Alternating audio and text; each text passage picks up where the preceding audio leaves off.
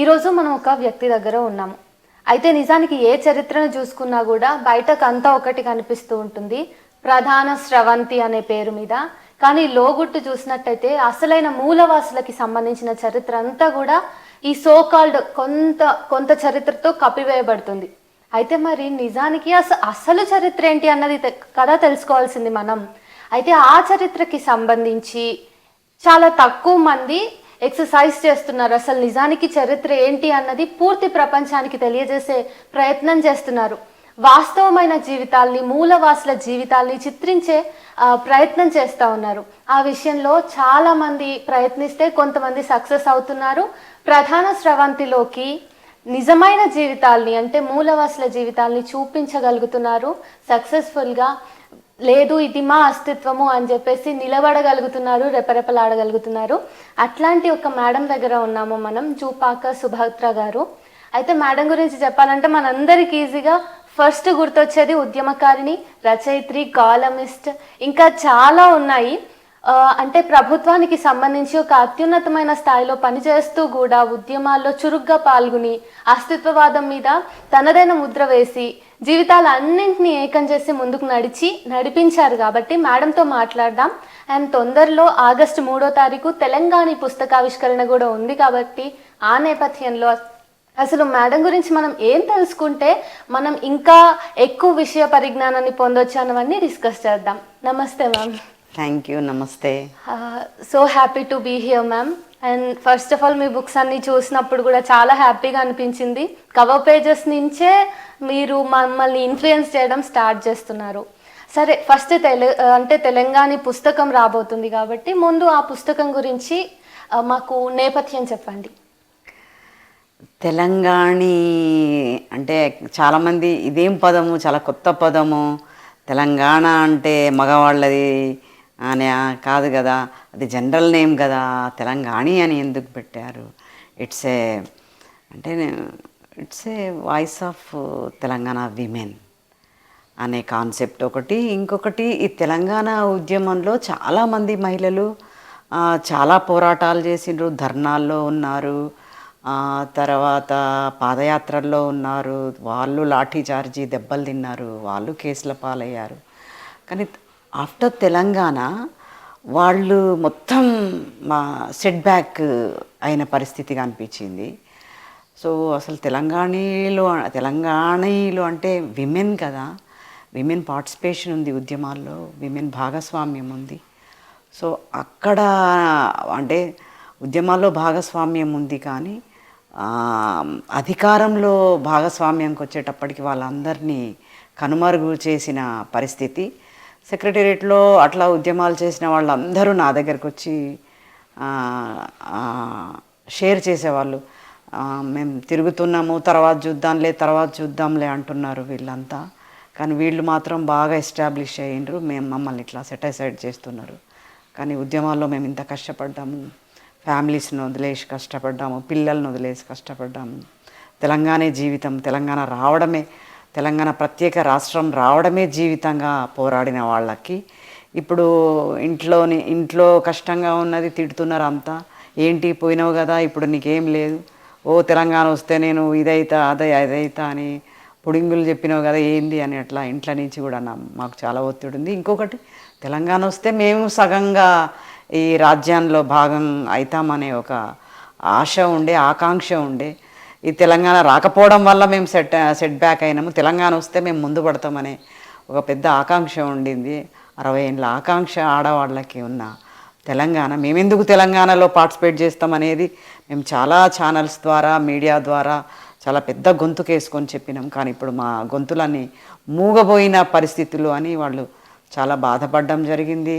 దీన్ని ఎట్లయినా అధిగమించాలనే ఒక ఆలోచన కూడా ఉండింది. సో ఆ నేపథ్యాల నుంచి నేను తెలంగాణ మూమెంట్లో మహిళా జేఏసీ పెట్టి, తర్వాత ధర్నాలలో అట్లా తర్వాత ఇంకా బాగా ఉద్యమించిన నేపథ్యంలో రాయడం కూడా చేయడం జరిగింది. అట్లా ఉద్యమంలో రాసిన కవిత్వము, తర్వాత దాని నేపథ్యంగా వచ్చిన కవిత్వాన్ని అంతా కలిపి తెలంగాణి అని పదం చేర్చడం జరిగింది. ఒక నదిని కానీ, దేశాన్ని కానీ, ఒక ఆడామెలాగానే చూసే కల్చర్ మనది. సో అట్లా నేను తెలంగాణ కాదు తెలంగాణి అని ఎందుకు పెట్టకూడదు అనే ఒక నిజంగా ఇష్టంగా ఒక పదాన్ని పదాలన్నిటినీ కూర్చేది జనమే కనుక ఆ జనంలో నేను ఒక రైటర్గా నాకు అంటే భాషని అట్లా ఒక సాధికారికంగా తీసుకొని నేను తెలంగాణి అనే పదాన్ని పెట్టడం జరిగింది. అది it's a voice of Telangana women. ఆ, అయితే ఆలోచన చాలా బాగుంది. పదం కూడా ఒక రకమైన అట్రాక్షన్ని క్రియేట్ చేస్తుంది. మీ రచనలన్నీ చూసుకున్నట్టయితే వాయిస్లెస్ పీపుల్కి మీరు స్ట్రాంగ్ వాయిస్గా ఉన్నారు. అయితే నిజానికి జూపక్క సుభద్ర యొక్క బాల్యం గురించి మాట్లాడాలన్నా, కుటుంబ నేపథ్యం మాట్లాడాలన్నా మీరు ఏం చెప్తారు? మా కుటుంబ నేపథ్యం అంటే నేను వరంగల్, అంటే ఉమ్మడి వరంగల్లో మాది పర్కాల్ ఇప్పుడు రేగొండ మండల్. బిఫోర్ దట్ పర్కాల దగ్గర దామరంచపల్లె మా విలేజ్, చిన్న బుడ్డపల్లె హ్యామ్లెట్. సో అది మా ప్రాంతము, మా విలేజ్. మా కుటుంబ నేపథ్యం అంటే మా ఇంట్లో ఎవ్వరూ చదువుకున్న వాళ్ళు లేరు. We are 12 siblings. 12 మందిలో నేను 11వ మెంబర్. ఎవ్వరిని వెనక 7 తరాలు, ముందు 3 తరాలు ఎవ్వరికీ చదువులు లేవు. అందరూ పాలేర్లు, వెట్టి, భూమి లేనోళ్ళు. కానీ మా ఫాదర్కి వచ్చేటప్పటికి కొంత డిఫరెన్స్ ఉండే. అంటే 3 పూటల తినగలిగే కుటుంబం మాది. మా ఫాదర్ రైతు.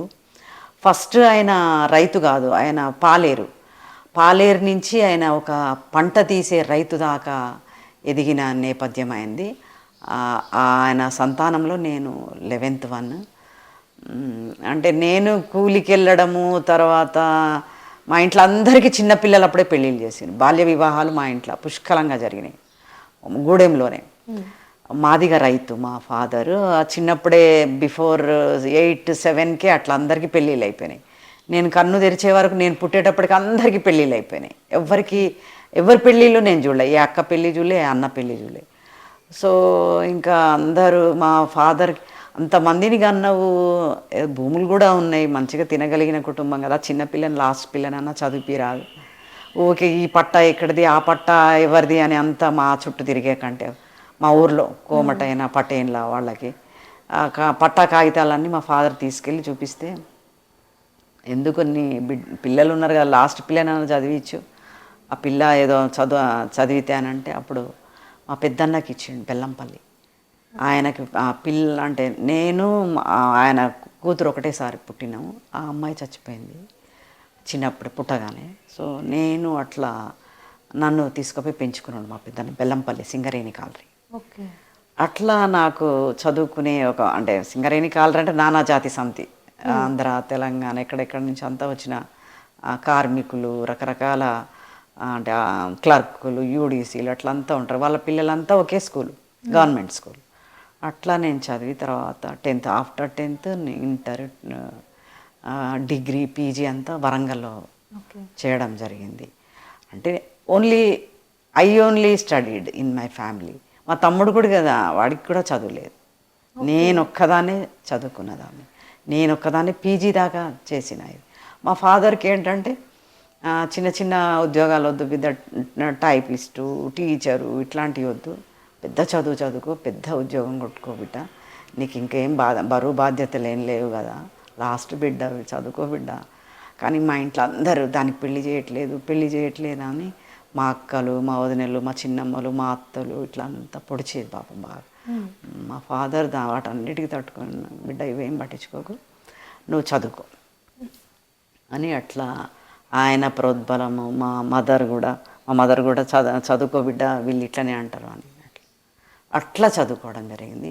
ఆ చదువుకునే క్రమంలో అంటే వరంగల్ అంటే ఇంకా అంతా నక్సలైట్ కమ్యూనిస్టుల ఇది కదా. సో అవి లేని జీవితాలు ఉండవు, అవి లేని కుటుంబాలు ఉండవు, వాళ్ళ సంబంధాలు లేని కుటుంబాలు ఉండదు. సిపిఐ, సిపిఎం, ఎంఎల్ ఇట్లా అన్ని పార్టీలతో ఏదో ఒక కమ్యూనిస్ట్ పార్టీలు రైతులుగానో, కూలీలుగానో, విద్యార్థులుగానో, విమెన్గానో, ఆమ్, ఇట్లా అన్ని రకాల ఇదితో అట్లా సంబంధాలు ఉంటాయి. అట్లా నాకు ఉద్యమాలతో సంబంధాలు. ఆ తర్వాత లిటరేచర్ నాకు చాలా ఇష్టం. ఆ లిటరేచర్ చదువుతున్నప్పుడు అట్లా మేమెందుకు ఇట్లున్నాం, వాళ్ళు ఎందుకు అట్లున్నారు, మాకు ఈ అంటరానితనాలేంటి, ఊళ్ళో మమ్మల్ని ఎందుకు అంటుకోరు, ఊళ్ళో దూరం జరుగు, కొంచెం దారి పక్క నుంచి జరిగిన దూరం జరుగు అని ఇట్లా అనేవాళ్ళు. అది చాలా పెయిన్ అయ్యేది. తర్వాత అంటుకోకు, దూరం ఉండు, మీరు ఫలానా కులం కదా, మాదిగొల్ల పిల్లో కదా, అట్లా అనడం చాలా హట్ అయ్యేది. కానీ పార్టీలలో అట్లా లేకుండే కదా. తర్వాత దొరసాని, దొర, పటేల అట్లా అని పిలిచేవి కూడా లేవు పార్టీలల్లో. అన్న అక్క అనే ఒక ఫ్లెక్సిబిలిటీ ఉండే. అది భలే నచ్చేది, అన్న అక్క అని పిలుచుకోవడం. మరి ఈయన పెద్ద భూస్వామి ఫలానా ఊళ్ళో పటేలు, ఆయన పార్టీలోకి వచ్చిండు కమ్యూనిస్ట్గా అయ్యి, తర్వాత ఆయన అన్న అక్క అంటున్నాం, భలే ఉన్నది అట్లా అనుకునేది. అప్పుడు మీ సామాజిక పరిస్థితులు ఎట్లా ఉండేవి మీరు చిన్నగా ఉన్నప్పుడు? చదువు కంటే కూడా, అంటే పెద్ద చదువులు చదవకన్నా ముందు మీ ఊళ్ళో భయంకరమైన అంటరానితనం. అంటే మా ఊర్లో అసలు చిన్న స్కూల్ ఉండే. ఈ పిల్లలు, ఊరు పిల్లలు ఏమో ముందు కూర్చునేవాళ్ళు, ఈ చిన్న వీళ్ళు వెనక కూర్చునే. అసలు చదువులు లేవు, ఆడపిల్లలకు చదువులే లేవు. స్కూల్ కూడా లేదు. అక్కడంతా అంటే చిన్న పల్లెటూరు కదా. మా ఊర్లో గుడి లేదు. తర్వాత మా ఊర్లో భూస్వాములు లేరు. ఓకే. పటేన్లు ఉన్నారు కానీ వాళ్ళకి భూములు పెద్దగా లేవు. మా ఫాదర్కే ఎక్కువ భూములు ఉన్నాయి మా హ్యామ్లెట్లో. అంటరాంతనం అంటే చాకలి, మంగలి, అన్ని కులాలు. బ్రాహ్మణులు లేరు మా ఊర్లో. గుడి లేదు, బ్రాహ్మణులు లేరు. బీసీలు, తర్వాత అందరు బీసీలే. పటేన్లు, ఇప్పుడు కాపులని పటేన్లు అంటారు కదా, అట్లా పటేన్లు ఉన్నారు. అంటరానితనం మాత్రం విపరీతంగా పాటించేవాళ్ళు. అయితే అంటే మీ చుట్టూ ఎవరు చదువుకోలేదు, మీరు మాత్రమే చదువుకోవాలని ముందుకు వచ్చినప్పుడు మీరు హైయర్ ఎడ్యుకేషన్ని పర్స్యూ చేసే వరకు కూడా మీరు అనుభవించినటువంటి వివక్ష ఏమైనా ఉందా? చాలా స్కూల్లో అంత అనిపించకపోయేది. కానీ అంటే స్కూల్లో ఏదైనా డాన్స్ లేదా డ్రామా వేసేటప్పుడు నలుపు రంగు, తర్వాత బక్కగా, అంటే నాకు డాన్స్ చాలా ఇష్టం. మా క్లాస్ వాళ్ళకంటే బాగా, అంటే ఆ కట్స్, ఆ మూమెంట్స్ అట్లంతా బాగా చేస్తే మా క్లాస్ టీచర్ హెచ్ఎంకి ఎంకరేజ్ చేయడానికి, హెచ్ఎంకి ఈ అమ్మాయి బాగా చేస్తుందండి, చాలా మంచి, అంటే జ్యూసీగా చేస్తుంది డాన్స్, ఎక్స్ప్రెషన్స్ బాగా ఇస్తుంది, ఈ అమ్మాయిని పెట్టుకుందామంటే, అబ్బా ఈ అమ్మాయి ఏం బాగుంది, నల్లగా బక్కగా, అసలు అంతదా స్టేజ్ మీద పక్కన పెట్టు, ఎర్రగా బొద్దుగా ఉండేవాళ్ళని పెట్టుకుంటే బాగుంటుంది, అట్రాక్టివ్గా ఉండాలి కదా ఫేస్, ఆమె కళ ఎట్లుంటుంది, బట్ ఆమె అట్రాక్టివ్గా లేదు కదా, పక్కన పెట్టొద్దు. ఎంత ఏడ్చుకున్నానో నేను. అంటే ఇంకా పాటలు అంటేనేమో ఎవరేమను, ఇట్లా సిగ్గు ఒకటి ఫ్రీగా, ఇక ఇట్లాంటివి ఉన్నాయి కదా అవాంతరాలు. తర్వాత స్టడీస్లో మాత్రం ఇంకా బాగా అడ్వాన్స్గా ఉండేది. నాకు 5th క్లాస్ వరకు దీపమే. ఓకే. దీపం పెట్టుకొని చదువుని ఎట్లా ఎంజాయ్ చేసిందంటే, చదివితే టీచర్ మెచ్చుకోవడం క్లాస్లో, అది చాలా టేస్ట్ అనిపించేది. అంత వివక్షలు ఇట్లా ఉండే ఇదిలో నా నోట్స్లు కానీ, లేక ఆ టీచర్సే ఆమెకి ఫస్ట్ ర్యాంక్ వచ్చింది అని అంటే అందరు ఒక్కసారి నన్నే చూస్తారు కదా, అది చాలా టేస్ట్ అనిపించింది. ఎస్, చదవాలి అంటే. ఇంకా నన్ను ఎవరు బీట్ చేయలేదు కదా, నువ్వు నల్లగా ఉన్నావని, నువ్వు బక్కగా ఉన్నావని, మీది ఈ కులం అని, అక్కడ ఇంకా అవసరం లేదు. అవును. అక్కడ ఏంటి, మన చదువుని బట్టి అక్కడ మార్క్స్ వస్తాయి కదా టీచర్స్ అందులో. ఇప్పుడు అదే యూనివర్సిటీ లెవెల్లో అయితే కొంత డిస్క్రిమినేషన్ ఉంటుంది, కానీ స్కూళ్ళలో చాలా తక్కువ. అప్పటి పరిస్థితులకి ఇప్పటి పరిస్థితులకి ఏమాత్రం మార్పు వచ్చిందని మీరు అనుకుంటారు? అంటే అప్పుడు ఈ హాస్టల్స్, రెసిడెన్షియల్ హాస్టల్స్ అంటే కంబైన్డ్గా చదువుకోవాలి అందరూ. ఇప్పుడు మా దగ్గర ఎమ్మెల్యే పిల్లలు, పొలిటికల్ లీడర్స్ పిల్లలు, తర్వాత బ్యూరోక్రాట్స్ పిల్లలు, ఆఫీసర్స్ పిల్లలు, కార్మికుల పిల్లలు, అందరికి ఒకటి క్లాస్. నువ్వు చదువు ఉంటే నీకు నెగ్గుతావు. కార్మికుల పిల్లలు కూడా చదివితే ఆ ఆఫీసర్స్ పిల్లల్ని ఏం టీచరు ఎంకరేజ్ చేయదు, ప్రైజ్ చేయదు, అడ్మైర్ చేయదు. ఎవరైతే బాగా చదువుతారో వాళ్ళని చేస్తారు. వాళ్ళకి ఇంక అంతకంటే బలం ఏంటి కదా, వాళ్ళని నెగ్గడం. మీరు చెప్పారు కదా మ్యామ్, ఊర్లో అందరికంటే ఎక్కువ భూములు మీకే ఉన్నాయని చెప్పి మీ నాన్నగారికి. మరి ఎట్లాంటి వ్యతిరేకత వచ్చింది సామాజికంగా? ఖచ్చితంగా ఉంటుంది. అంటే వీళ్ళు మా దగ్గర పాలేర్లుగా పనిచేసే వాళ్ళకు భూములు ఎందుకు, మాదిగోనికి ఇన్ని భూముల, మాదిగోనికి భూమి ఉండేపటికనే కదా వీనికి ఇంత గడ్డ బలిచింది అని మా గొడ్లని, మా కొట్టం నుంచి గొడ్లని అన్నీ కొట్టుకపోయేటోళ్ళు. తర్వాత మా వడ్ల కుప్పల్ని, జొన్న కుప్పల్ని అంతా దొంగతనాలు చేసి తీసుకుపోయేవాళ్ళు. మా చైన్లను కోసుకపోయేటోళ్ళు. అట్లా బాగా అంటే లాస్ చేయడానికి, అంటే తగ్గించడానికి అట్లా బాగా ఆయనని బాగానే కష్టాలు పెట్టింది. అప్పుడు మీ నాన్న ఏమైనా అంటే యాక్షన్ అంటే మా ఫాదర్ చాలా ఫెరోషియస్గా ఉండేవాడు, చాలా ఫెరోషియస్గా. ఆయన భూమిని ముట్టుకున్నా, గిట్లను ముట్టుకున్నా చాలా ఫెరోషియస్గా ఉండేది. మా మదర్ కూడా కొట్టేది. గిట్ల పంచాయతీ మా మదర్ కూడా కొట్టేది. మా ఫాదర్ అయితే ఇట్లా ఒక భూములు గిట్ల పంచాయతీ దగ్గర గెట్టును జరిపి గెట్టు కట్టడం. సో అట్లా అప్పుడైతే మా ఫాదర్ ఒక పటేల్ని కంకిని కొట్టిండ్రు బిడ్డ మీ అయ్యా, ఫలానా పటేల్ని కంకిని కొట్టిండ్రని ఇప్పటికీ చెప్పుకుంటారు మా ఊర్లో. సో అట్లా ఆయన చాలా ఫెరోషియస్గా ఉండేటోడు. అట్లా భూమిని తర్వాత ఎడ్లని కాపాడుకోవడం, అట్లా ఎడ్లని ఇడుచుకపోయినా మళ్ళీ అంత ఊర్లన్నీ తిరిగి ఎడ్లు తెచ్చుకొని ఎవడు తీసుకెళ్ళిండని అది దొరికినోడిని విపరీతంగా కొట్టేది. అయితే ఈ నేపథ్యం ఉన్న మీరు మరి చదువుకుంటున్నారు, సరే ఒక పటేల్ చెప్పి మీ నాన్నగారికి ఆలోచన వచ్చి చదువుతున్నారు. కానీ మీ జీవితంలోకి ఉద్యమం ఎట్లా వచ్చింది? అదే అంటే వరంగల్ డిస్ట్రిక్ట్ మొత్తం కమ్యూనిస్టుల కిల్లా. నక్సలైట్లు ఉంటారు, అన్నాలు ఉంటారు, సిపిఐలు ఉంటారు, సిపిఎంలు ఉంటారు, మొత్తం కమ్యూనిస్టులు, రకరకాల కమ్యూనిస్టులు ఉంటారు.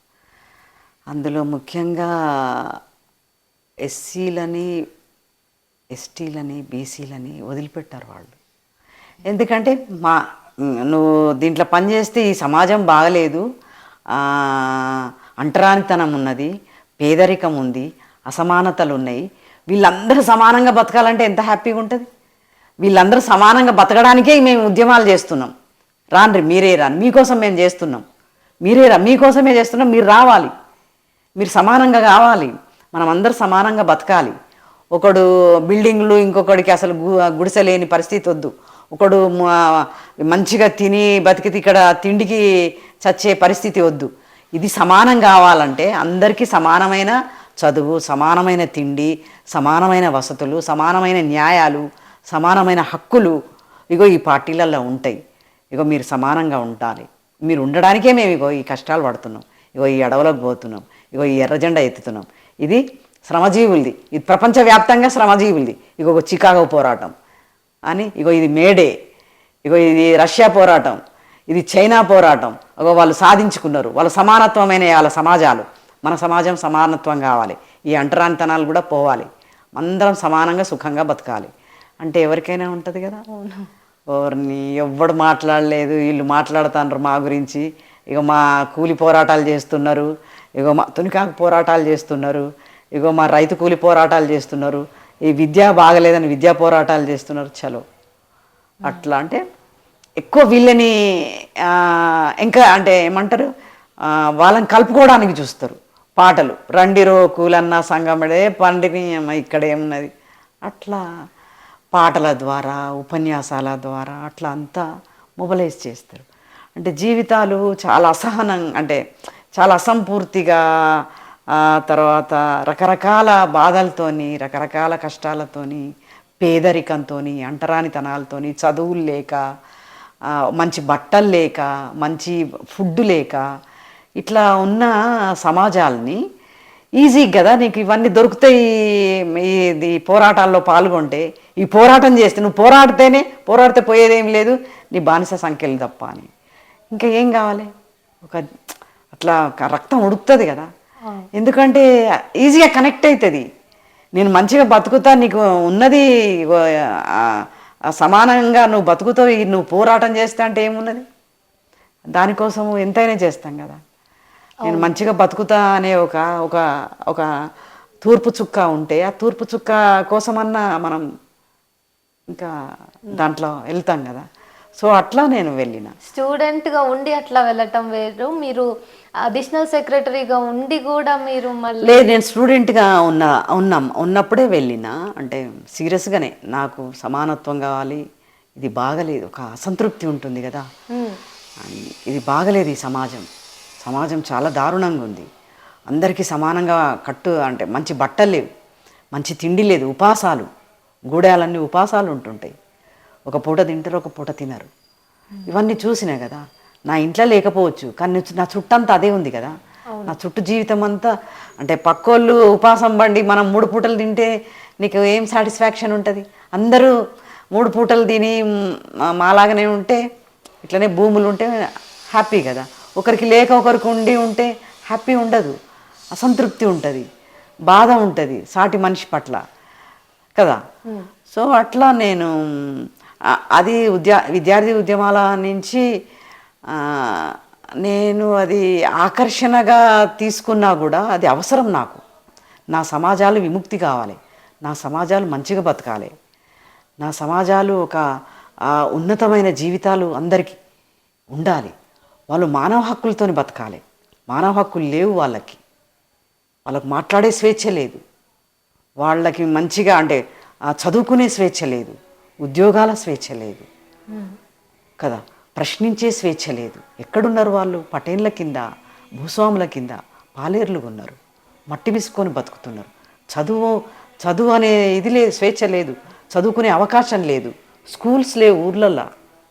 అట్లాంటి పరిస్థితుల్లో నేను ఉద్యమాల్లో ఉన్న తర్వాత అది నేను కేవలం నేను స్టూడెంట్గా ఉన్నప్పుడు ఉన్నా కదా, ఇంకా నాకు అవసరం అనుకోలేదు. ఇది కావాలి నాకు, మా సమాజాలకు ఇది కావాలి, మా సమాజాలు మనుషులుగా బతకడానికి ఇది కావాలి, ఉద్యమాలు కావాలి. మనుషులుగా బతకడానికి ఒక మంచి సాహిత్యాన్ని అందించే ఒక గొప్ప అస్తిత్వ సాహిత్యం కావాలి. సో ఈ సాహిత్యాలన్నీ ఎట్లున్నాయని విపరీతంగా చదివేది నేను. ఓకే.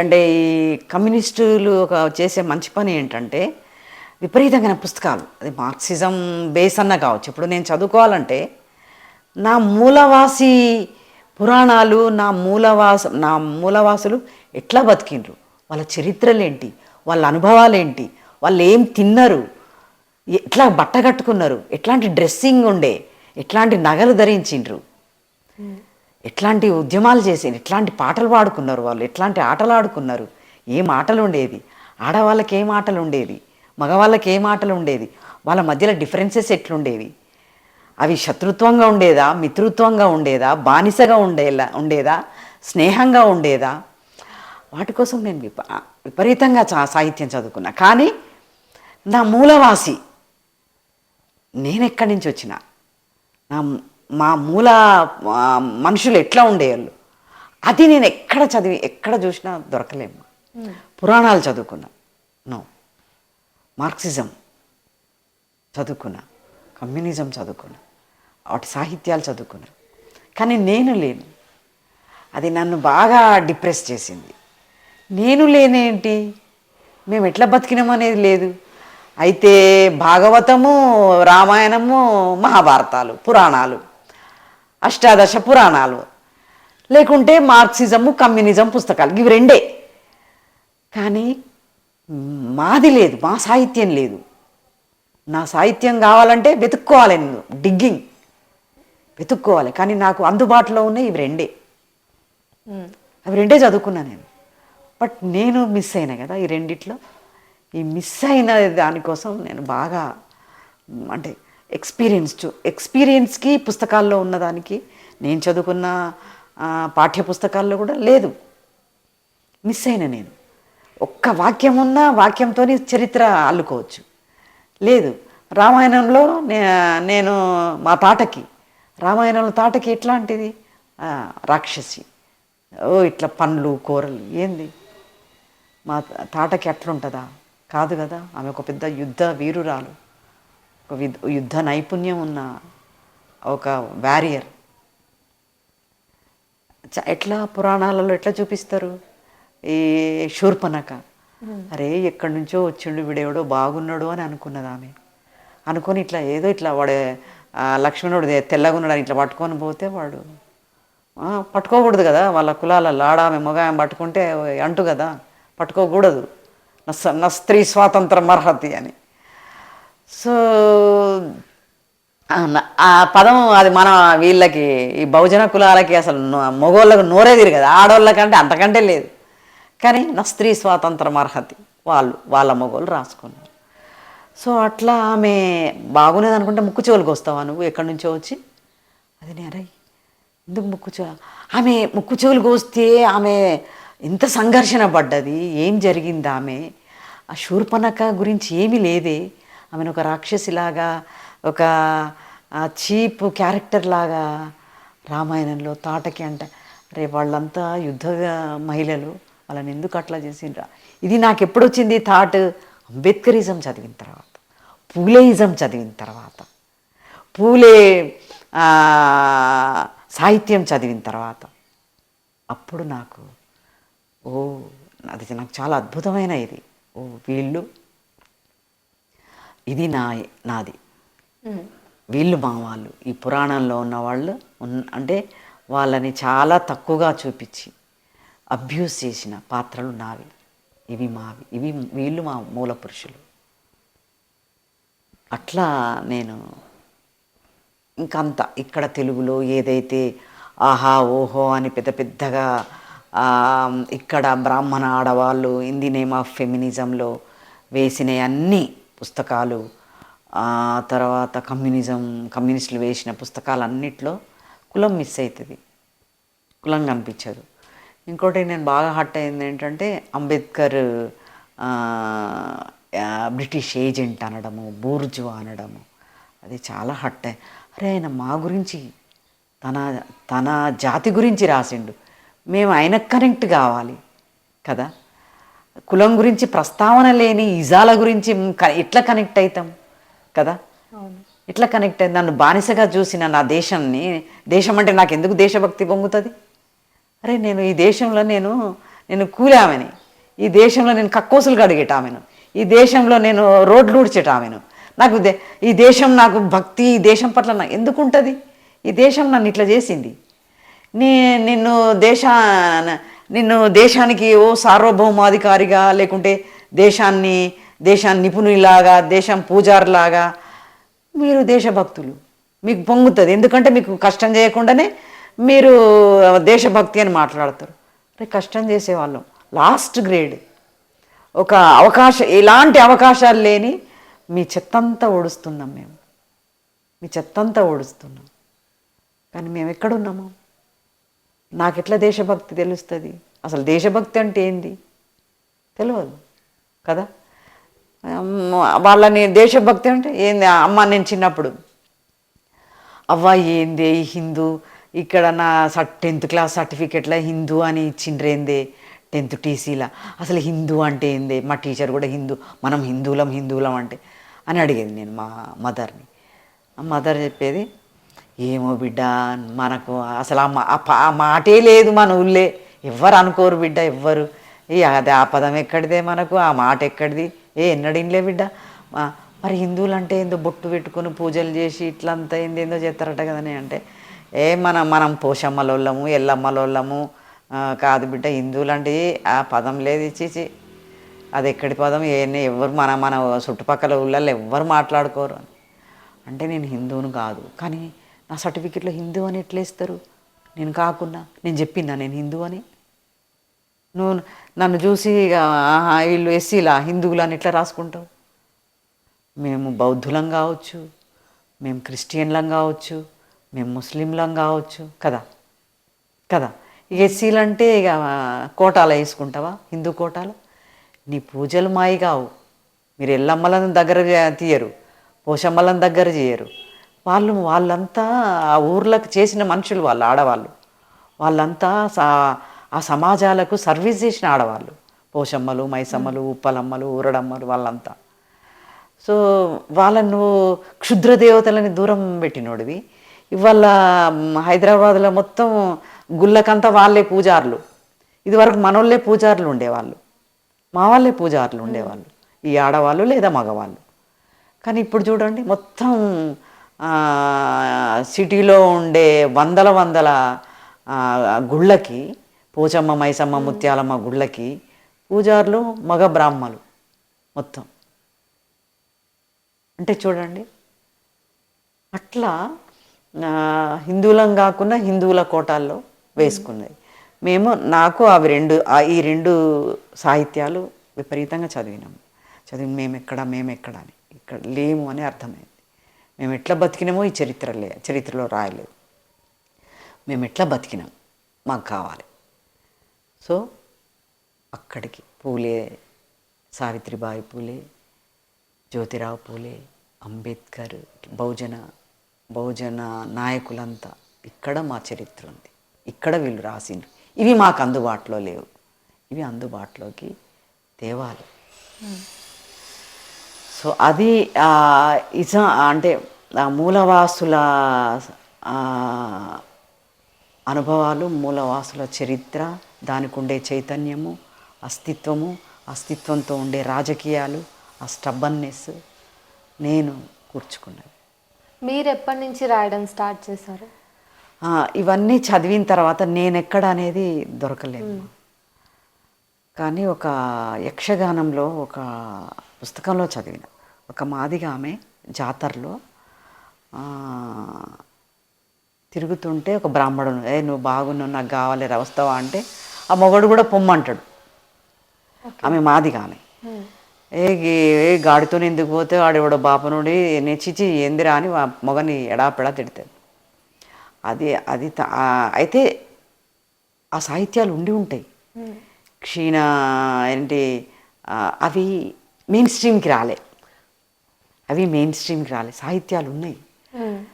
డక్కలామె కూడా సాహిత్యం రాసింది అంటే, డక్కలామె సాహిత్యము రాసిందని నాకు అప్పకవి అని ఒక 14-13వ శతాబ్దం అతను. ఆయన దయ్యం పియ్యండుకుంటేంది, డక్కల్ని పాశం అండుకుంటేంది, కుక్క ముట్టిన కుండ విసిరిపారేయండి. ఆమె సాహిత్యం రాసిన కూడా అది కుక్క ముట్టిన కుండ, అది సాహిత్యం కాదు. కుక్క ముడితే మళ్ళీ తింటారా? అంటే డక్కలామె సాహిత్యం రాస్తే అది కుక్క ముట్టిన కుండ లాంటిది, పక్కన పడేయాలి అనే సూత్రీకరించిండు ఆయన. అప్పకవి ఆయన పేరు. అప్పకవీయం అని ఒక సూత్రీకరణ చేసిండు. సాహిత్యం అంటే ఎవరు రాయాలి, ఎవరు రాసింది ప్రామాణికం, ఎవరు వేరేటోళ్ళు రాస్తే ఎట్లా అప్రమాణికం తీసేయాలి, అంటే కులీనులే రాయాలి.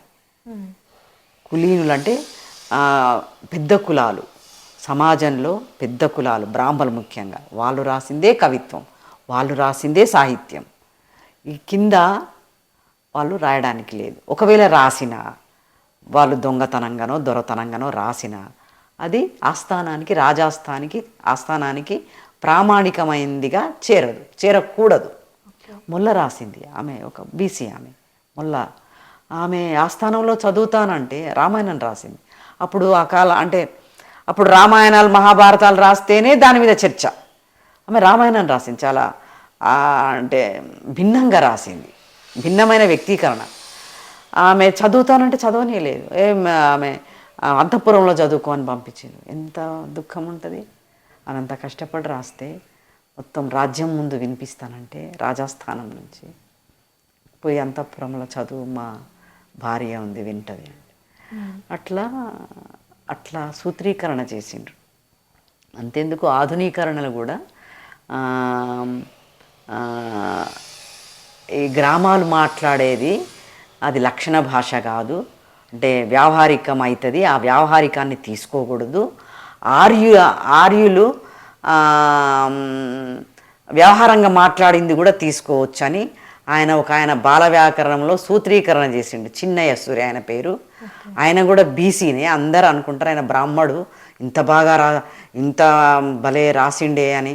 చాలా అంటే అనుకూలంగా భాషని కట్టలు కట్టి ఆయన తెలుగు బాల వ్యాకరణం అనే పేరుతోని స్టార్టింగే సంస్కృతానికి అక్షరాలు 50 అని మొదలు పెడతాడు ఆయన. సంస్కృతానికి పేరుకేమో బాల వ్యాకరణం, తెలుగు బాల వ్యాకరణం అంటాడు. ఆయన బీసీ, అయినా బ్రాహ్మడు కూడా కాదు. ఆయన సంస్కృతంతో మొదలు పెడతాడు. సంస్కృతానికి అక్షరాలు 56. ఇంకొక సూత్రీకరణ కూడా నేను అది ఆ సూత్రం రాసుకున్నా కూడా, లక్షణ విరుద్ధం బగు భాష గ్రామ్యం, అది చాలా విరుద్ధమైంది, దాన్ని తీసుకోవద్దు కావ్యంలోకి. ఇది ఆధునికం అమ్మ, ఆధునికం. 1905లోనో ఏమో రాసిండిన, 1910లోనో చిన్నయ్య సూర్య అనేట ఆయన. ఆధునిక కాలంలో కూడా ఇగో ఇట్లా ఈ గోడలు, భాషకి గోడలు. భాష ఒక ప్రవాహం అంటారు కదా. అరే బహుజన భాషా ప్రవాహమే నిజానికి మెయిన్ స్ట్రీమ్గా ఉంటుంది. వీళ్ళది అంటే మొత్తం గోడలు కట్టుకొని ఉంటే ఈ భాష ఇక అటు కదలదు ఇటు కదలదు. తెలంగాణ రాదు, తెలంగాణనే అనిపోతుంటుంది కదా. ఆర్య వ్యవహారంబుల దుష్టంబు గ్రాహ్యం అంట. అంటే పెద్ద కులాలు మాట్లాడే దుష్టమైన పదాలు కూడా అవి తీసుకోదగ్గవి భాషలో అని. ఎంత వివక్ష చూడండి భాషలో కూడా కదా. మరి మీకు జాబ్ ఎప్పుడు వచ్చింది? ఆ తర్వాత ఉద్యమము ఇంకా ఉద్యోగము రెండు ప్యారలల్గా నడిచినాయి కదా మీ జీవితంలో. ఎట్లా సమన్వయం చేసుకున్నారు? అంటే నాకు పీజీలో అంటే యూనివర్సిటీలో ఉండగానే గ్రూప్ 2B రాసిన. నేను అప్పుడు మొత్తం మా యూనివర్సిటీ అంతా రాసింది, నాకు ఒకదానికి సెక్రటేరియట్లో వచ్చింది. దట్టు రిజర్వేషన్ కాదు, ఓపెన్ కాంపిటీషన్లో 27th ర్యాంక్ వచ్చింది నాకు. ఓకే అని మా వాళ్ళు చెప్పారు, నీకు 27th ర్యాంక్ వచ్చింది, రిజర్వేషన్లో రాలేదు అని. నాకు రిజర్వేషన్స్ ఉంటాయి, రిజర్వేషన్ కొట్టాలి, ఇట్లా అదంతా ఏం లేకుండా రిజర్వేషన్ అనేది బాగా తెలియదు నాకు. అంటే అంబేద్కర్ అంటే ఈ కుల సంఘాలు కానీ, లేదా అంబేద్కర్ సంఘాలు, లేదా మూలవాసి సంఘాలతో పరిచయాలు అప్పటికి అంత స్ట్రాంగ్ లేదు. సో అట్లా నాకు ఓపెన్లో వచ్చింది ర్యాంక్, స్టేట్ సెక్రటేరియట్. అంటే గ్రూప్ 2Bలో ఎట్లా ఉంటుందంటే తక్కువ మార్కులు వచ్చిన వాళ్ళకి మండలు, ఇంకా కొంచెం జిల్లా, ఆ తర్వాత హెచ్ఓడిలో వేస్తారు. ఇంకా ఎక్కువైతే సెక్రటేరియట్. అట్లా ఏఎస్ఓ, అసిస్టెంట్ సెక్షన్ ఆఫీసర్గా నాకు ఉద్యోగం వచ్చింది. ఇంకా వరంగల్లోనే కాదు, మొత్తం ఒక మాదిగా గూడెం నుంచి సెక్రటేరియట్కి వచ్చిన మొట్టమొదటి ఎంప్లాయీ తెలంగాణలో. అంటే ఆంధ్ర నుంచి కూడా అప్పుడు నేను వచ్చినప్పుడు ఎవరు కనిపించలేదు, కానీ తెలంగాణలో అయితే మాదిగా గూడెం నుండి వచ్చిన మొట్టమొదటి సెక్రటేరియట్కి వచ్చిన మొట్టమొదటి మహిళని నేనే. అందులో ర్యాంకు కొట్టి వచ్చిన ఉద్యోగిని నేనే. మా ఊర్లో కూడా చదువులు ఎవరికి లేవు, అందరు డ్రాప్ అవుట్స్, 10th అట్లా అంతా. నేనే పీజీ దాకా చేసింది మా ఊర్లోనే కదా, చుట్టుపక్కల అంతా. వరంగల్లో కాకపోవచ్చు కానీ ఆ తాలూకాలో అదంతా. సెక్రటేరియట్కి వచ్చింది మాత్రం నేను తెలంగాణ.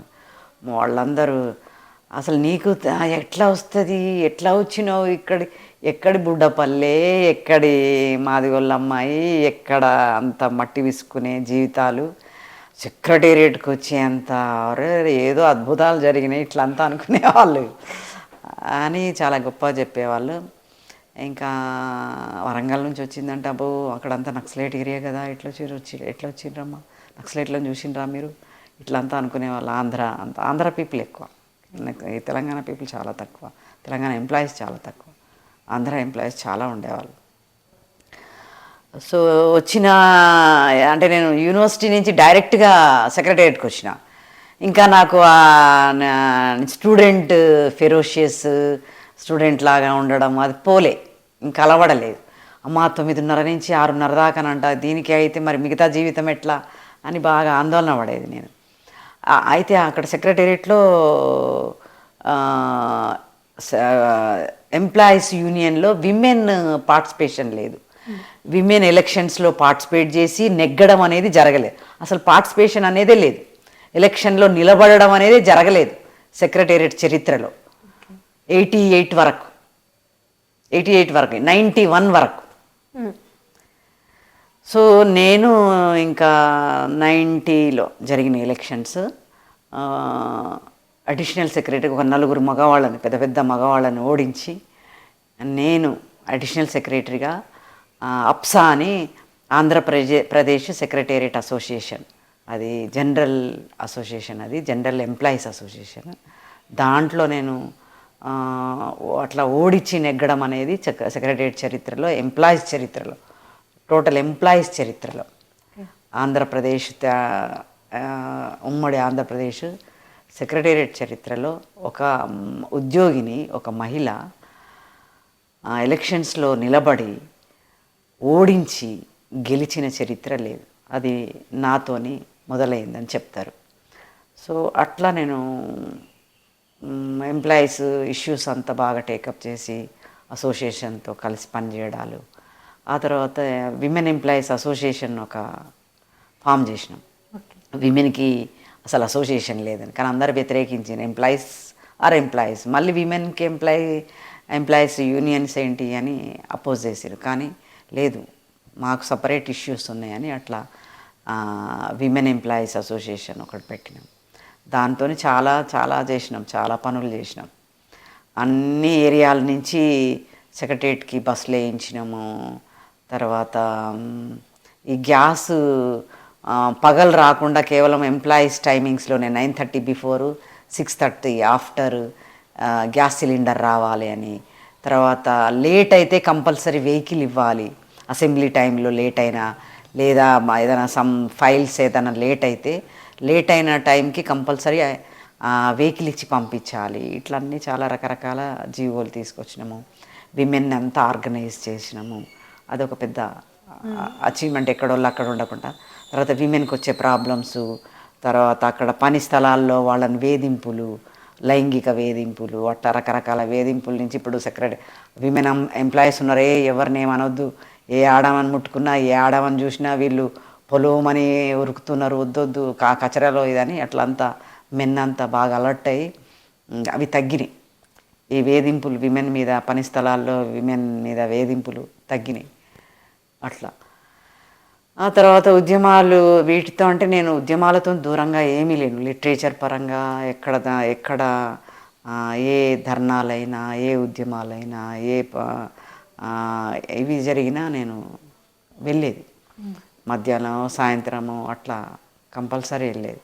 ఎందుకంటే అది అవసరం నాకు, మా కమ్యూనిటీలకు అవసరం, చైతన్యాలు అవసరం, ఆ రాజకీయాలు అవసరం, ఉద్యమ రాజకీయాలు, ఉద్యమ చైతన్యాలు అవసరం, ఆ పాలిటిక్స్ అవసరం. సో అది నేను ఆదర్శంగా తీసుకోలేదు. ఉద్యమాలంటే నాకు ఆదర్శం కాదు, అది మాకు ఒక అవసరం. ఉద్యమాలు అవసరంగా తీసుకొని అట్లా ఉద్యమంగానే, అంటే పేరుకు ఉద్యోగంగానే, ఉద్యోగం కూడా ఉద్యమంగానే చేసినాం. అక్కడ విమెన్ ఎంప్లాయీస్ది, తర్వాత జనరల్ సర్వీస్ మ్యాటర్స్కి సంబంధించి ఇళ్ళ స్థలాలు, వీటన్నిటి మీద ఫైట్ చేయడము. తర్వాత ఎవరికన్నా ఏమన్నా ప్రమోషన్స్లో, ట్రాన్స్ఫర్స్లో, లేకుంటే రకరకాల వేధింపులు, కులం పరంగా అట్లంతా వాటి మీద బాగా స్ట్రగుల్ చేసేది. బయట కూడా ఈ ప్రజా సంఘాలతోని టచెస్ ఉండేవి. అయితే మీరు జాబ్ చేస్తున్నప్పటికే రాయటం మొదలు పెట్టారు కదా? అంటే నాకు అంటే అదే చదవడం వల్ల, నేను లేకపోవడం వల్ల, అరే నా గురించి రాయాలి అని, నా గురించి వేరే వాళ్ళు ఎందుకు రాస్తారు, మన గురించి మనమే రాసుకోవాలి. నా గురించి ఆయన రాలేదు, ఎల్లమ్మ రాయలేదు, పుల్లయ్య రాయలేదు అని ఏంటి, నేనే రాయాలి నా గురించి అని. అట్లా నా జీవితం గురించి నేనే రాయాలి. మేము ఎట్లా బతికినాము, ఎట్లా బతుకుతున్నాము, నా అనుభవాలు ఏంటి, మేమే రాసుకోవాలి, మాతోనే మొదలు అని అట్లా రాయడం మొదలైంది. అంటే అంత సాహిత్యం చదివిన తర్వాత మేము లేము అనేది అర్థమై మొదలైన. ఇప్పుడు చలం సాయి అయితే ఇవన్నీ ఈ కమ్యూనిస్టులు కానీ ఫెమినిస్టులు కానీ వీళ్ళంతా చలం అంటే చలము, కందుకూరి వీరేశలింగం పంతులు, గురజాడ, తర్వాత శ్రీ వీళ్ళంతా ఎవరయ్యా అని చూస్తే అంతా బ్రాహ్మలే మొత్తం. అరే వీళ్ళు బ్రాహ్మలేరా, బ్రాహ్మలనే ప్రమోట్ చేస్తున్నారు, బ్రాహ్మలు మాట్లాడింది వాళ్ళ అది నాకేమన్నా అవసరమా అని వాళ్ళ విపరీతంగా చదివితే వాళ్ళ సాహిత్యంలో అసలు నా గురించి అంటే మా మూలవాసి జనుల గురించి లేదా ఎస్సీ ఎస్టీల గురించి బీసీ ఆడవాళ్ళ గురించి ఏమీ లేదు దాంట్లో.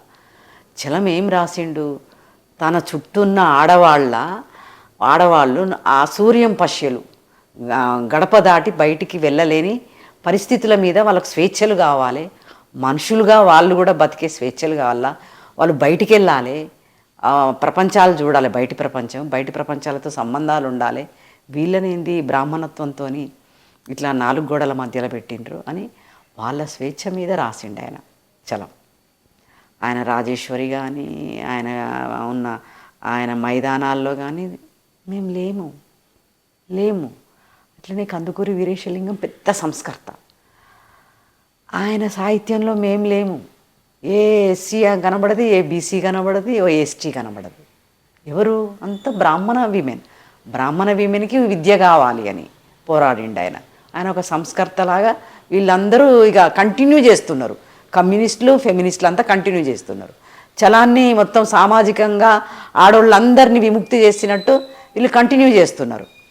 కానీ వాళ్ళు రాసిన ఆడవాళ్ళల్లో, వాళ్ళు చెప్పిన ఆడవాళ్ళల్లో, వాళ్ళు సంస్కరించిన ఆడవాళ్ళల్లో ఈ విమెన్ లేదు, ఈ బహుజన విమెన్ లేదు, ఈ విమెన్కి సంబంధించిన అంశాలు ఏమి లేవు, వాళ్ళ జెండర్ పాలిటిక్స్ ఏమి లేవు, వాళ్ళ లైంగిక దోపిడీ ఏమి ఉండదు, వాళ్ళ శ్రమ ఉండదు, వాళ్ళ హింస ఉండదు, వాళ్ళు పడుతున్న హింస ఉండదు. వాళ్ళు స్వేచ్ఛాజీవులుగా బయటికి వెళ్ళిపోవాలి. వాళ్ళ ప్రాబ్లం ఏంటి, ఇంట్లో నుంచి బయటికి వెళ్ళిపోవాలి, సమాజంలో కలవాలి. దాని గురించి వాళ్ళు రాసుకుంటారు. దాన్ని అందరి సమాజం ఆడవాళ్ళందరికీ ఒకటే అని ఎట్లా చెప్తారు వీళ్ళు? దాన్నే కంటిన్యూ ఎట్లా చేస్తారు? కాదు కదా. కొద్ది విమెన్, బహుజన్ విమెనే 95 దాకా ఉంటారు, 95% బహుజన్ విమెన్ ఉంటారు. వాళ్ళు వెరీ ఫ్యూ, 2 or 3. అంతేందుకమ్మా ఇట్లా వీళ్ళు ఏంటి కిచెన్ నుంచి కింగ్ మేకర్స్. అరే కిచెన్లో ఎవరున్నారు? Kitchen to king makers. అసలు కిచెన్లోనే ఉండే పరిస్థితి. బహుజన ఆడవాళ్ళు కిచెన్లోనే ఉంటే వాళ్ళు బతుకులు ఎట్లా? బయటికి పోయి పని చేసుకునేటోళ్ళు వాళ్ళు.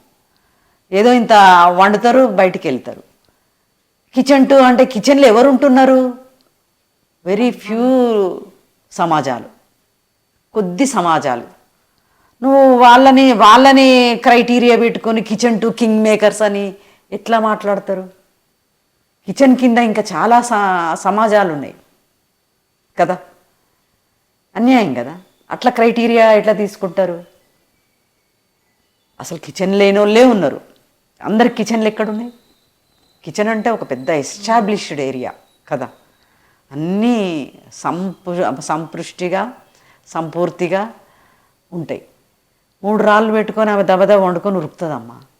కిచెన్ ఎక్కడున్నది? వంట ఇంటి జైలులో చెల్లెమ్మ, మనోళ్ళు కమ్యూనిస్టులు రాస్తారు, వంట ఇంటి జైలులో చెల్లెమ్మ నిన్ను ఖైదీని చేసిరా అంటే. ఎవరిని చేసిండ్రు? ఇంతమందిని చేసిండ్రు. బహుజన్ విమెన్ 95-98% ఉన్నది. వాళ్ళు కాదు కదా, వంట ఇంటి కుందేళ్ళు కాదు. మనోళ్ళు కూడా మొదలు పెడతారు. మన ఆడవాళ్ళు వంట ఇంటి కుందేళ్ళు, భారతదేశం ఆడవాళ్ళు వంట ఇంటి కుందేళ్ళు. ఎంత అన్యాయం అది. ఇంటర్నేషనల్గా నువ్వు ఇచ్చే ఒక మెసేజ్ ఏంటి? భారతదేశం ఆడవాళ్ళు వంట ఇంటి కుందేళ్ళా? ఎంత దుర్మార్గం. అంటే నీకు నోరు ఉంటే అబద్ధాన్ని వ్యాపింపజేస్తావా? ఇక్కడ ఆడోళ్ళు శ్రమజీవులు, ఇక్కడ ఆడోళ్ళు బహుజన ఆడోళ్ళు హింసలు పడుతున్నారు. శారీరక హింసలు, మానసిక హింసలు, హక్కులు లేని హింసలు, చదువులు లేని హింసలు, ఇల్లు లేని హింసలు, కడుపు నిండా తిండి లేని హింసలు కదా. మరి కిచెన్ టు కింగ్ మేకర్స్ అంటారు, లేదా సాధికారం, విమెన్ సాధికారం అంటే విమెన్ సాధికారం. ఏ విమెన్ సాధికారం? పైన కనిపించే లేయర్, ఒక చిన్న మెరుపు లేయర్ సాధికారం కాదు. కింద అనేక లేయర్స్ ఉన్నాయి. అవి హింసగా ఉన్నాయి, అవి బతకలేని పరిస్థితిలో ఉన్నాయి. ఆ జెండర్స్ మీద మాట్లాడండి. గృహహింస మీద మాట్లాడుతున్నారు మన ఫెమినిస్ట్ అక్కలు. గృహహింస, వీళ్ళు గృహాల్లో ఉండరు కదమ్మా, వీళ్ళు సామాజిక హింసల్లో ఉన్నారు. గృహహింస, ఏ హింసనైనా మనం ఖండించాల్సిందే, ఏ హింసనైనా వ్యతిరేకించాల్సిందే. కానీ 40 ఏళ్ళు 50 ఏళ్ళ నుంచి మీరు గృహహింసనే మాట్లాడితే సామాజిక హింసలో ఉన్న ఆడవాళ్ళ గురించి మాట్లాడాలి కదా. మేము అందరు ఆడవాళ్ళ గురించి మాట్లాడుతున్నాము, అన్ని హింసల మీద మాట్లాడుతున్నాం అంటారు. కానీ చెప్పేది మాత్రం మొత్తం రాయడము చెప్పడం అంతా గృహహింస అంటున్నారు కదా. మరి సామాజిక హింస, వాళ్ళని బయట రేపులు జరిగేది ఒక ఈ క్రైమ్ బ్యూరోవి చూడండి, వెతకండి, తెలుస్తాయి, రికార్డులు చూడండి. మొత్తము జరిగిన అత్యాచారాలు అన్యాయాలు ఎవరి మీద ఉన్నాయి? బహుజన్ విమెన్ మీద, ముఖ్యంగా దళిత ఆడవాళ్ళ మీద ఉన్నాయి. ఈ అత్యాచారాలు రేపులు వాళ్ళ మీద జరుగుతున్నాయి. వాళ్లకు చదువు లేదు, వాళ్ళు రోడ్లు ఊడుస్తున్నారు. ఇంట్లో సొంత కొడుకు పియ్య తీయడానికి గృహహింస అని మాట్లాడుతున్నావు. ఈ పనికి అసలు ఈ పని చాలా చండాలమై, అంటే దుర్మార్గమైంది. అసలు మేమే ఎందుకు చేయాలి? మగవాళ్ళు కూడా, కన్న మగవాళ్ళు కరెక్టే, అక్కడి వరకు కరెక్టే. కానీ ఏమీ సంబంధం లేని కక్కోసులు గడుగుతున్నారు. వాళ్ళ పిల్లలు కాదు, ఎవరి కక్కోసులు గడుగుతున్నారు? ఎవరి పియ్య ఎత్తిపోస్తున్నారు? వాళ్ళకు సరైన వేతనాలు ఉన్నాయా? వేతన రూల్స్ అన్నీ, యాక్ట్స్ అన్నీ వాళ్ళకు పనికొస్తున్నాయా? వాటి మీద మాట్లాడట్లేదు, వాటి మీద గొంతు చేసుకోవట్లేదు. ఎంతసేపు ఇవే మాట్లాడుతున్నాం. కమ్యూనిజం పేరు మీద, ఫెమినిజం పేరు. Feminism nothing but continuation of brahminism. Okay, మరి వాళ్ళని ఎందుకు సామాజిక హింస, అది హింస కాదు? మంది పియ్యి ఎత్తిపోయడం ఎంత హింస కదా. వాళ్ళకి సరైన వేతనాలు లేవు, వాళ్ళ పిల్లలకు చదువులు లేవు, ఇంట్లో ఊడ్చడానికి సమాన ఏంటి గృహ పని అనేది సమానంగా ఉండాలంటున్నావు, లేదా వేతనం లేని పని ఇది అంటున్నావు. మరి అక్కడ వేతనాలు లేవు సరిగ్గా. దేశం అంటే రోడ్లు ఊడ్చేవాళ్ళు, సమాజం చెత్త కదా అది. ఇది ఇంటి చెత్త మీద మాట్లాడుతున్నారు. సమాజం చెత్త కూడా మాట్లాడాలి కదా. అది ఇంకా మేజర్ కమ్యూనిటీస్, మేజర్ విమెన్ కదా. అది మాట్లాడట్లేదు. అది మాట్లాడాలని మేము గొంతు చించుకుంటున్నాం. వాళ్ళు ప్రమోట్ చేసే సాహిత్యాలు మావి కావంటున్నాం. చలం సాహిత్యం మాది కాదు, కందుకూరి వీరేశలింగం సాహిత్యం మాది కాదు. ఆయన రాసిన సాహిత్యం మాకేం సంబంధం లేదు. నోవే కన్సర్న్ డస్. అట్లనే గురజాడ, పుత్తడి బొమ్మ పూర్ణమలం కాదు మేము. ఇప్పుడు అదే ముసలోడికి ఇచ్చి పెళ్లి చేయరు మా ఇళ్ళల్లో. మొగడు సత్తే సతీ వానితో పాటు చంపేరు, చితిలో పడేయరు. వాడు చచ్చిపోతే ఇంకోనే చేసుకునేది డెమోక్రసీ ఉన్నది ఈ కులాలల్లో కదా. ఈ సమాజాలల్లో, ఈ బహుజన సమాజాలల్లో భర్త చచ్చిపోతే ఇంకొకరిని చేసుకుంటారు. కానీ జాతీయోద్యమం జరిగింది అంతా, సంస్కరణ ఉద్యమం జరిగిందంతా సతీకి వ్యతిరేకంగా, బాల్య వివాహాలకు వ్యతిరేకంగా, స్త్రీ విద్య మీద జరిగింది. కానీ ఈ స్త్రీలు ఇంకా అట్లనే ఉన్నారు కదా. ఈ మహిళలు వాళ్ళ బాల్య వివాహాలు పోలే. వాళ్ళకి వాళ్ళ జోగిని అక్కడ దేవదాసి, ఇదంతా లేదు వాళ్ళకి అక్కడ దేవదాసి. కానీ ఇక్కడ వీళ్ళకి జోగిని ఉంది. జోగిని దుర్మార్గమైంది. కులం వల్లనే జోగిని చేస్తారు. ఏ పటేలమ్మ బిడ్డనో, ఏ పూజారాయ బిడ్డనో చేరు జోగిని కదా. ఏ రెడ్డమ్మనో, ఏ వెలమమ్మనో, ఏ శర్మమ్మనో చేయరు కదా. వీళ్ళని చేస్తారు. వీళ్ళే ఉన్నారు జోగినీలు. వేరే కులాలు లేవు. ఎందుకు అంటే మీకు లైంగికంగా వాడుకోవడానికి ఈ ఆడవాళ్ళు, అది ఒక సిస్టంగా ఎస్టాబ్లిష్ చేసిండ్రు ఈ జోగిని బోలే. వీళ్ళకు అంటే స్త్రీ విద్య ఇంకా కంప్లీట్ కాలే వీళ్ళకి. బహుజన కులాల ఆడవాళ్ళకి, ముఖ్యంగా దళిత ఆదివాసీ ఆడవాళ్ళకి చదువులు లేవు. వాళ్ళకి ఉద్యోగాలు, ఒక ఆత్మగౌరవంగా బతికే ఉద్యోగాలు లేవు వాళ్ళకి. ఏ ఉద్యోగాలు అయ్యా అంటే ఒక ఏజెన్సీ రోజుకు అదే నెలకి 12,000 ఊడిస్తే, పొద్దుగాల 4 గంటల నుంచి మధ్యాహ్నం 3 దాకా ఊడిస్తే నెలకు 12,000. అంటే సరిపోని వాళ్ళకంటే ఆ 12,000 ఏడ ఇల్లు కిరాయి కడతారు, పిల్లల్ని ఏడ చదివించుకుంటారు, తిండి ఏం తింటారు? ఎంత ఎంత అన్యాయమైన జీవితాలు. వాళ్ళకి ఎలాంటి హక్కులు లేవు, ఇలాంటి హక్కులు లేని జీవితాలు. అవి మాట్లాడాలి, అవి మాట్లాడాలి. జెండర్ రాజకీయాలంటే అవి, ఆ జెండర్ రాజకీయాలు మాట్లాడాలి. ఎవరైతే అట్టడుగున ఉన్నారో, ఎలాంటి హక్కులు, చదువులు, ఆత్మగౌరవాలు లేని మహిళా సమాజాలు ఉన్నాయి, అవి మాట్లాడాలి. అవి మాట్లాడతలేరు. దాన్ని మేము మాట్లాడుతున్నాం, ఆ యాంగిల్లో మాట్లాడుతున్నాం, ఆ బహుజన విమెన్ యాంగిల్లో మాట్లాడుతున్నాం. అంటే సతి మాది కాదు, మొగుడు చస్తే వాడు చావాలనే సతి మాది కాదు. భర్త చచ్చిపోతే ఇంకొకరిని చేసుకోవడం, వితంతు వివాహాలు, వాళ్ళకు ఒక పెద్ద సంస్కరణ ఉద్యమమే జరిగింది. సతి పెద్ద సంస్కరణ ఉద్యమం, అన్నీ అక్కడ సంస్కరణ ఉద్యమాలన్నీ వాళ్ళే జరిగినాయి. రాజా రామ్మోహన్ రాయే చెప్తావు, ఈశ్వరచంద్ర విద్యాసాగర్ చెప్తారు. మీరు వాళ్ళంతా ఎవరు? బ్రాహ్మలు. అంటే బ్రాహ్మలను ప్రమోట్ చేయడమా చరిత్రలో? మరి సావిత్రిబాయి పూలే, జ్యోతిరావు పూలే, వాళ్ళు ఇర్రెస్పెక్టివ్ ఆఫ్ కాస్ట్ అందరికీ స్కూల్స్ ఏర్పాటు చేసిండ్రు. పిల్లలకు, ఆడపిల్లలకు స్కూల్స్ ఏర్పాటు చేసిండ్రు, స్కూల్స్ మొదలుపెట్టిండ్రు. వాళ్ళని మాట్లాడుకోవాలి కదా. అన్వెడ్డెడ్ బ్రాహ్మిన్ విమెన్ పిల్లల్ని సాధిండ్రు.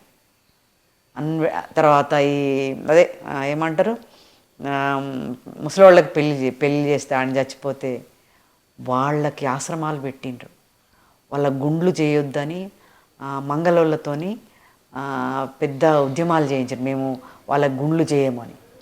వాళ్ళు చాలా చేసిండ్రు, కానీ వాళ్ళని వీళ్ళు అక్నాలజీ చేయరు. అంతేందుకు, అంబేద్కర్ మహిళల హక్కుల కోసము ఆయన మొత్తం ఆయన మినిస్ట్రీనే పక్కన పెట్టిండు.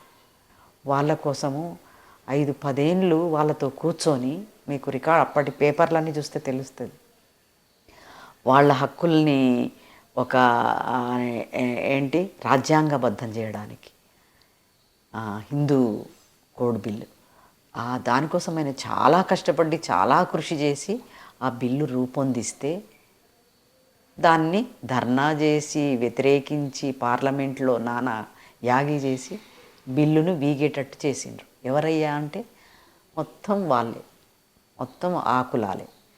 ఈవెన్ సరోజినీ నాయుడు, మన నైటింగేల్ అనుకుంటాం కదా, గానకోకిల, ఆమె కూడా బయట హిందూ కోడ్ బిల్లుకు వ్యతిరేకంగా ధర్నాలు చేయించి నానా యాగి చేసింది, వ్యతిరేకించింది బాగా.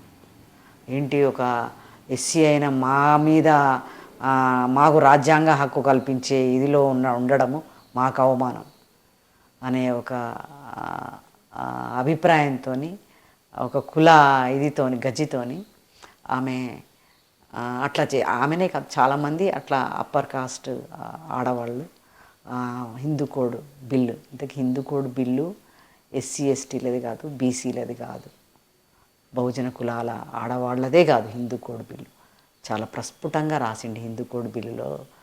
ఇది హిందూ మహిళల స్వేచ్ఛ కోసం రూపొందించిన ముసాయిదా అని.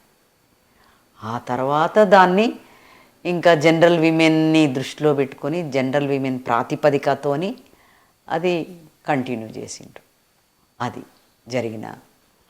ఓకే, అయితే మీరు ప్రతి చోట దళిత మహిళల కోసం, బహుజన మహిళల కోసం మాట్లాడతారు చాలా వరకు, కానీ ఎప్పుడైతే దళిత మహిళల గురించి వస్తుందో ఎక్కువ శాతం మీరు మాదిగలో మాదిగ అనే ఒక ఏమంటారు, మాదిగ వర్గపు మహిళలనే ఎత్తుకుంటారు. ఎందుకు అంటే నేను అక్కడి నుంచి వచ్చినాం కదమ్మా, అంటే నా పర్యావరణం అది కదా, నా పర్యావరణం అది.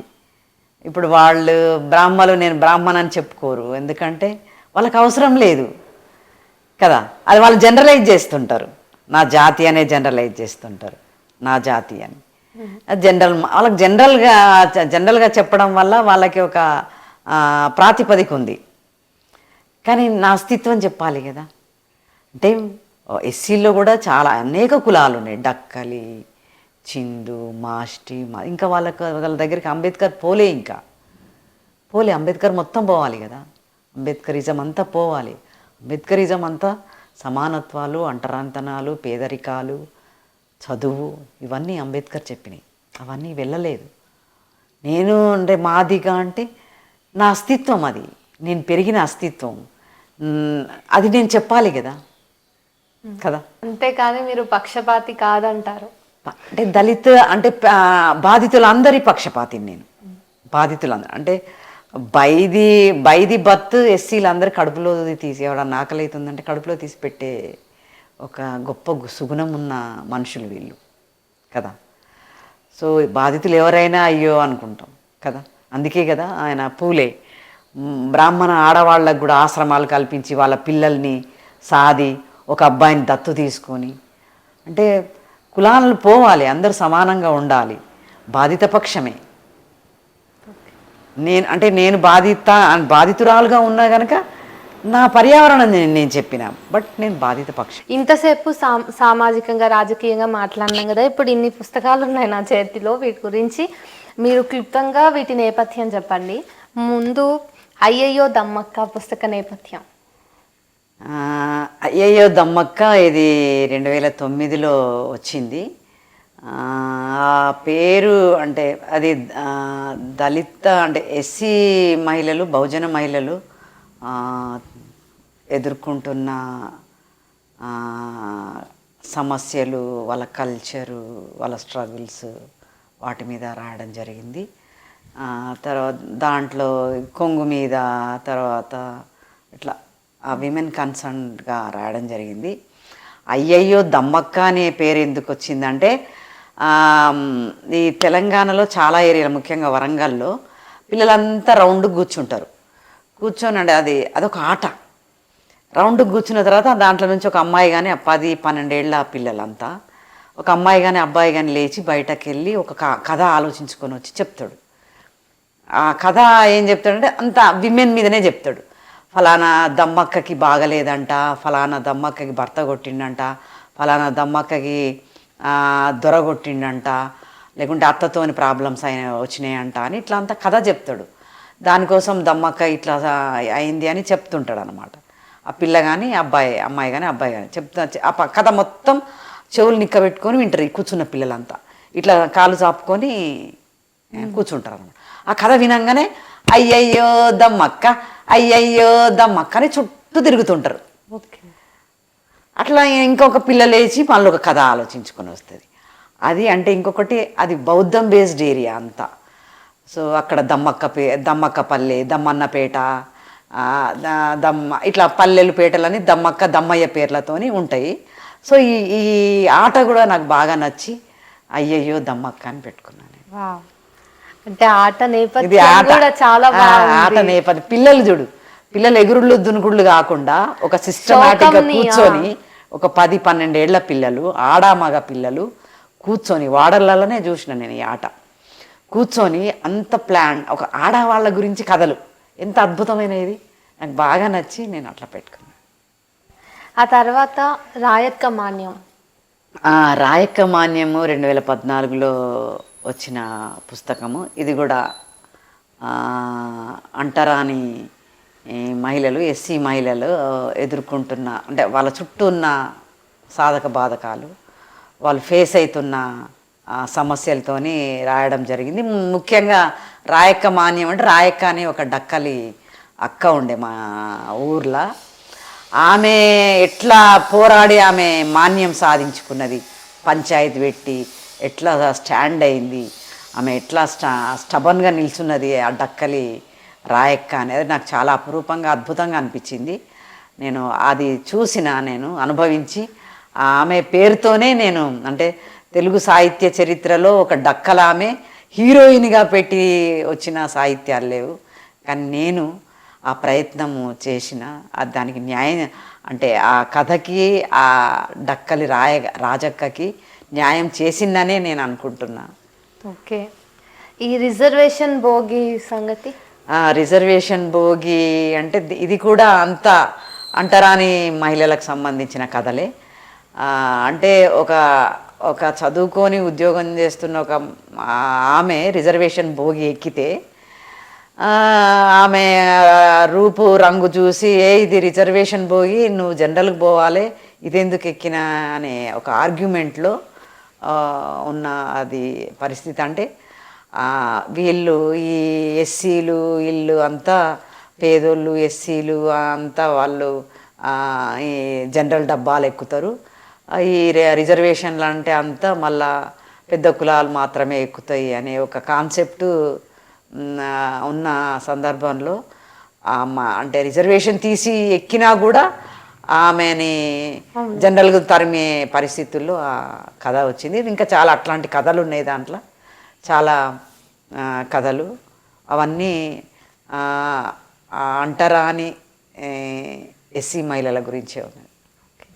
తెలంగాణ ఇంకొకసారి తెలంగాణ ఉద్యమంలో నుంచి ఇప్పటిదాకా వచ్చిన కవిత్వము, మహిళలు అంటే it's a voice of Telangana women.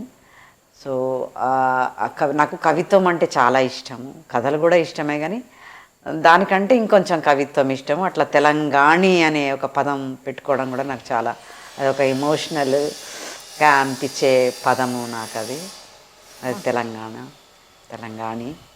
అయితే అన్నింటికంటే నాకు ఎక్కువగా ఆకట్టుకున్నది ఇది అన్నమాట. కవర్ పేజ్ నుంచే ఒక రకమైన స్టేట్మెంట్ని మీరు పాస్ చేస్తున్నట్టు అనిపించింది. సో ఈ దాని గురించి అసలు ఈ పుస్తకంలో ఉన్న వ్యాసాలు దేన్ని మాట్లాడుతున్నాయి? నేను చదివిన సాహిత్యము మా విమెన్కి అంటే బహుజన విమెన్కి నేను చదివిన సాహిత్యము కి పొంతన లేని అంశాలున్న నేపథ్యం నుంచి నేను చరిత్రల్ని చెరిగిపోస్తూ అని అంటే సాహిత్యాలు ఇప్పుడున్న సాహిత్యాలు ఈ బహుజన విమెన్కి ఏమి ఉపయోగము, ఏమి ప్రయోజనము, ఆమె ఉన్నతికి, ఆమె అభివృద్ధికి, బహుజన విమెన్ సాధికారితకి ఈ సాహిత్యము ఎట్లా ప్రయోజనము, ఎట్లా ప్రయోజనం కాదు అనేది చెప్పిన ఇది చరిత్రల్ని చెరిగిపోస్తుంది. అయితే అనువాదాలు కూడా మీరు చేశారు కాబట్టి దీని గురించి ఇది సంగతి అని తమిళ్ ఒక ఎమినెంట్ రచయిత్రి భామ, ఆమె సంగతిగా రాస్తే నేను దాన్ని ట్రాన్స్లేషన్ ఇంగ్లీష్ నుంచి సంగతి అని రాసిన. అంటే నేను అంటే ఇంగ్లీష్ లిటరేచర్లో పెద్ద ఎక్స్పర్ట్ కాదు, కానీ ఆ జీవితం నాకు చాలా దగ్గర చేసింది. సో అట్లా నేను సంగతిని సంగతిగా ట్రాన్స్లేట్ చేసిన పుస్తకం. అది 2006లో హెచ్బిటి హైదరాబాద్ బుక్ ట్రస్ట్ వాళ్ళు దాన్ని పబ్లిష్ చేసిండ్రు. అయితే దీని నేపథ్యం అదే జీవితం, ఆమె అంటే భామ రాసుకున్న తన ఒక బయోగ్రఫీ లాంటి నవల అది, భామ జీవితం అది. ఇది టైటిలే ఒక స్టేట్మెంట్ పాస్ చేస్తున్నట్టుంది. కైతునకల దండెము అది నేను కృపాకర్ మాదిగా కలిసి సంపాదకత్వం చేసిన పుస్తకము. కైతునకలు అంటే కవితా తునకలు, అంటే తునకలు ఆరేసుకుంటాము ఎస్సీ ఇళ్ళల్లా, తునకలు ఆరేసుకుంటాం అంటే డ్రై చేసుకుంటాం కదా, అంటే అట్లా కవితల్ని డ్రై అంటే ఆరేసుకున్నాం. దండెము అంటే తెలుసు కదా, ఏదైనా ఆరేసుకునేది ఒక అది కైతునకల దండెము. సో దాన్ని అది తెలవని వాళ్ళకి ఇస్తే ఈ కైతలేంది, ఈ తునకలేంది, దండమేంది, అసలు ఇది అర్థమే కావట్లేదు పో అని ఒక బ్రాహ్మణ విమర్శకుడు పక్కన పడేసిండు అది. ఆయన అంటే అర్థమయ్యేటోళ్ళకి ఇస్తే దాని తాత్వికత ఏదో అర్థం చేసుకోగలరు, అర్థం కాని వాళ్ళకి ఇస్తే పక్కన పడేస్తారు. అయితే ఇది దేన్ని డీల్ చేస్తుంది? ఇది మొత్తం మాదిగా దండోరకి ఎంఆర్పిఎస్ అంటే అంటే పంపక న్యాయాల గురించి మాట్లాడిన అందరూ, సమాజంలో అన్ని రకాల సమాజాల నుంచి మాట్లాడిన కవిత్వము దాంట్లో కైతునకల దండంగా మేము తీసుకొచ్చినాం. చంద్రశ్రీ యాదిలో ఈమె నాకు చాలా మంచి ఫ్రెండ్, చాలా దగ్గరగా మేము ఒక ఇంట్లో కొన్నాళ్ళు అంటే నా దగ్గరే ఉండేది ఆ అమ్మాయి. ఒక గొప్ప కళాకారిణి, చాలా మంచి రచయిత్రి కూడా, బాగా పాడుతుంది, మంచి వాయిస్, బాగా డాన్స్ చేస్తుంది. సో ఆమె చనిపోయిన తర్వాత అసలు అట్లాంటి కళాకారిణిని ఎవరు అంటే అవాచ్యంగా ఉంచిన సందర్భంలో ఇంత గొప్ప కళాకారిణి ఈ ప్రపంచం మీద ఉన్నది అని చెప్పడానికి ఆమె గురించి నేను ఇతరులతో రాయించి నేను ఒక పుస్తకం వేసిన, చంద్రశ్రీ యాదిలో అని. How are you veg?